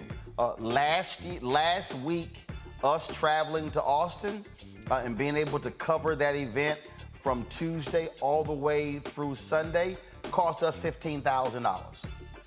Okay, $15,000, and that's travel, that's per diem, that's security, that's our live streaming fees. I mean, that's what it actually cost us. And so if we were able to get, let's say 300 of our fan club members give an average of $50 each, that covers the cost of that particular trip. I give you these numbers because I need you to understand that the costs are real. Black News Channel is not black owned. They got a billionaire, Shahid Khan, the owner of the Jacksonville Jaguars, who is their major investor, okay? So he's already pumped millions of dollars into that network. Nope, that's fine. That's what they want to do, no disrespect. I don't have a billionaire giving us money. I don't have millionaires giving us money at all.